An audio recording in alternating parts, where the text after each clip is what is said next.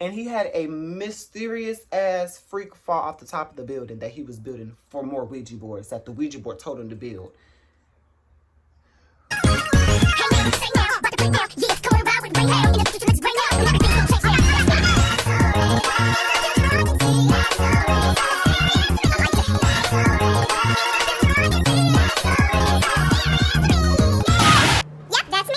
Hello, everybody. It's Wterfiji with the good. Yes, I do fuck good. Your favorite spiritual auntie, and we're here for an oldie, but a goodie. Because listen here, baby, we're here for, of course, it's Thursday. TT's Theory, okay? And so TT's Theory today will be about America's favorite board game, favorite toy. Now, I know that y'all are gagging right now because I just said that in the top of this live. Y'all like, huh? Because contrary to popular belief, today, back in this day of reign when she was beating up hoes and knocking bitches out their shoes, back in the 19th century, girl, everybody had her. Like, bitch, you ain't got a Ouija board? Oh, you're poor. Like, she was even sold in Toys R Us, but we're about to get into the T's and T's of that, okay, child? Now, before we get into all of this, make sure you guys like, comment, share, subscribe. Y'all click the bell so y'all can keep up with Wterfiji, okay? Mwah. Now, let's dig in. Okay, so a Ouija board, essentially, in a sense, it is a board, okay? And it has all the letters of the alphabet on there, the numbers 0 through 9, and it has, like, yes or no. Okay, so you use the board, you light a candle, you hold your seance or your ritual, whatever you want to do. And literally, you just put your 2 fingers on this little point, this little thing, and you know it moves around. You ask the spirit questions because the sense of it is for you to talk to spirit, okay? So that's what a Ouija board is. Ouija means good luck, and it was supposed to be like in the irony of the things of like good luck, because you know, I mean, in a sense, within your, when you're trying to contact one specific person, somebody else might not come through, so it's like, oh girl, good luck, bitch. I mean, I don't know who you're gonna get. I mean, if you could talk to them, that's cool, but I mean, girl, no. Now the Ouija board was first patented, created in Philly, up north. Y'all got that. Y'all ate that in 1891. Okay. Now, during this 19th century, we had a lot of things going on. But around this time, America had become obsessed with spirituality and spiritualism and what all the essence of that brings.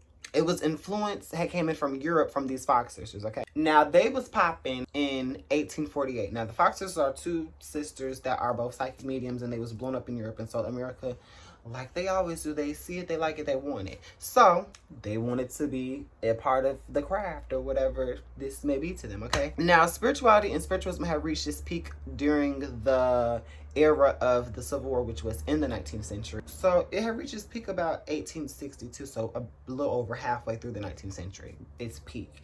Now, mind y'all, peak. So you know, if we are here at the top, we're definitely going to come down on a decline to where it's now, to what you believe, a horrible, bad. It's not even a toy to y'all, but in a sense, it was literally a toy. It was patented as a family-friendly, loving toy. Where, like, it was sold at Toys R Us, and it sold out. It's very compatible within the Christian dogma. So they're very synonymous, okay? Like, it was very acceptable and regular for people to literally hold seances in their living room on Sunday and then go to mass or go to church on Sunday. Because our spirituality is just becoming one closer to God. So, like, why wouldn't you want to practice now? Okay, so the reason why the Ouija board became so popular is because it provided solace to the families who lost their loved one. The average lifespan of a human being back in the day during the 19th century, which was, you know, 2 centuries ago, because we're in the 21st century, which is like y'all great-grandparents, was 50. Like, to us now, that would be considered a tragic death because we have essentially doubled it. Now, lifespan expectancy is now almost doubled. So, to us, this is a tragic death, but to them, that was regular for them. So the fact that they are losing their loved ones at age 50, and then, like I said, during the Civil War with all of the deaths and then the sickness and then people dying under the age of 50 and the tragic deaths, we can't forget about the tragic deaths. It provided a lot of solace for these people because it's like, damn, I just have that one message. I need some help. I need some guidance. So people was fucking with it back in the day. No shit. Now, the only thing that people did not like about it, because, you know, y'all people, we the people, I be impatient sometimes. There's a lack of patience, okay? Because whenever, you know, channeling or contacting a spirit, or even, like I said, even sometimes when I'm doing my readings on people, it's like sometimes there is like a waiting game for the spirit, is if you are trying to connect to a spirit, because you never know what type of stage that they're in, or you know what I'm saying? Because hell, bitch, they can do what the fuck they want to do, bitch, they gone. So it was a disconnect because of the waiting that you have to get to even A, make sure that you contact the right spirit, and then also B, receive that message. And then, you know, the telegraph was also, you know, that girl of communication around this time. So it's just like they wanted something instantaneous. So clearly people have always been instantaneous. However, they lack the technology for the instantaneous in the people. So that's what really made people not want to like it. But then it blew up. It blew up in 1982 because they also had a new patent. So somebody just came up in there and it was like, let's see, we can change all this shit up because whatever we was doing before, it wasn't working. So now let's find a solution. And whoever it was, can't remember their name, they found a solution. And guess what? She was selling like hotcakes straight off of Denny's, baby. Now, it became very freakishly weird where people first started scratching their heads because once it blew up, of course you got to expand. I mean, as a business, that's what I would want to do. If I'm blowing up, bitch, people want to see me. We need to get bigger. We need more numbers. So that's what he did. And guess what happened? He was using the Ouija board one day, and the Ouija board told him, listen, you got to build buildings. And this specific building that you got to build it around this time, and this is what you need to do. So he listened to the spirit or whoever he was talking to, and he had a mysterious ass freak fall off the top of the building that he was building for more Ouija boards that the Ouija board told him to build. And it only got weirder after that. So many people was like blaming it. Like Slenderman made me do it. Like, so many people started coming out the woodworks, like doing strange things. Chalk stain. Things only started getting weirder. Like, there was a woman who left her mama dead on the couch in the living room for 15 days. And when the officer said, why you leave your mama dead? She said, the Ouija board made me do it. So at this point, the chalk stain is starting to get a little weird. I mean, hell, we just seen Dahmer. So y'all see.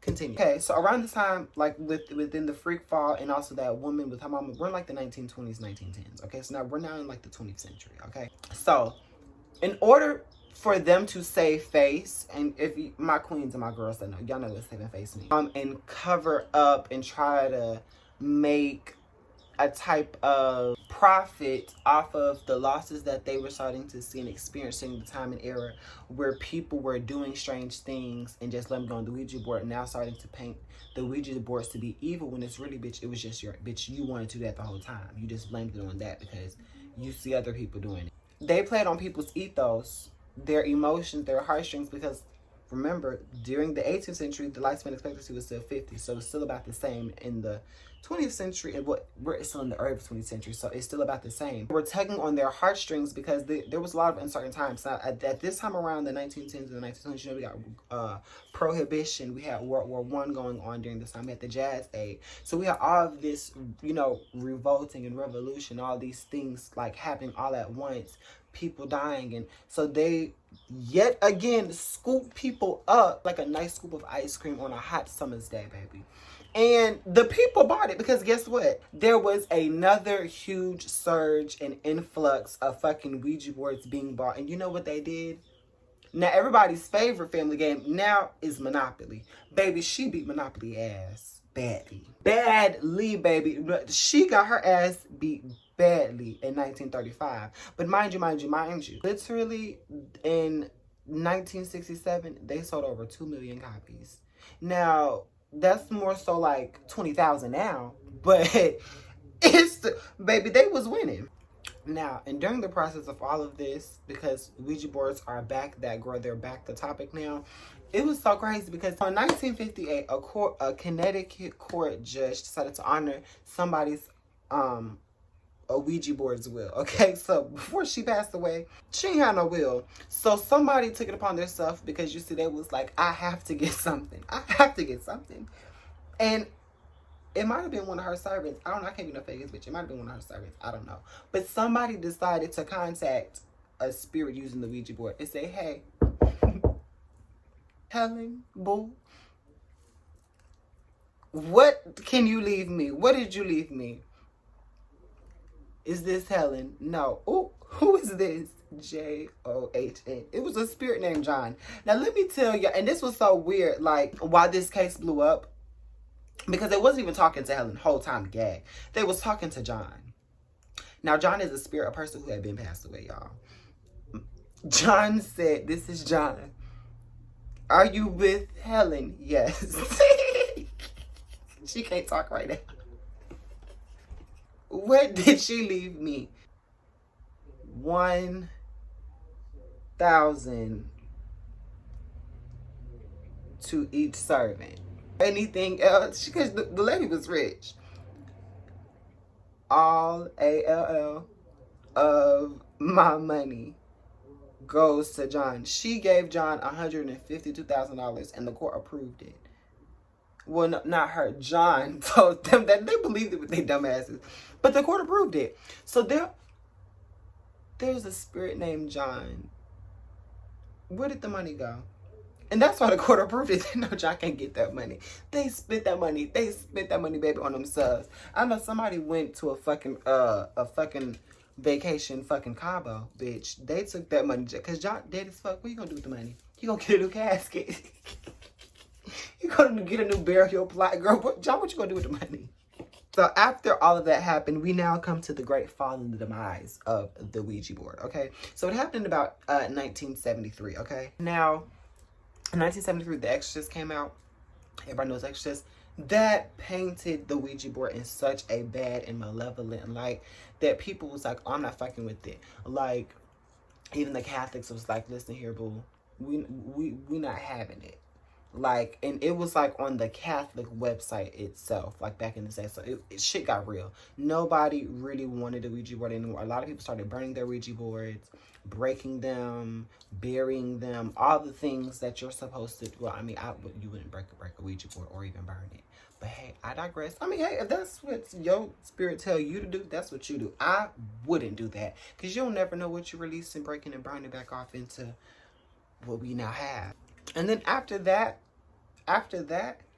there was these Parker brothers who then decided to just change the whole idea of the fucking Ouija board. Now to say that, hey, it's for spiritual purposes and spiritual reasonings, like spooky, fun Halloween time. Which, granted, I mean, technically they did change it because, like I said, when it was first patented, it was a family-friendly, oh, let's talk the spirit type of tea. So it was always like a spiritual meaning, except it was more so like family oriented, you know, trying to take at that heartstring. Now it's just like, okay, well, if you're into spirituality and you're into spirits and demons and things of that nature, now you can use it. So they have to change the whole patent to it again to what we all now know today. So if you think Ouija boards is evil, if your great grandma's still living, you ask her, what was she doing before she got off a New Beulah Baptist Methodist Episcopal Apostle Church of Christ on Sunday morning? What she did the night before?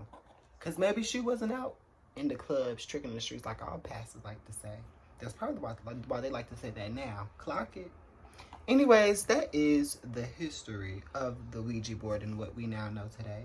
And what, well, now you know. You better act like you know now. Stop playing with us spiritual people now, because y'all was needed me.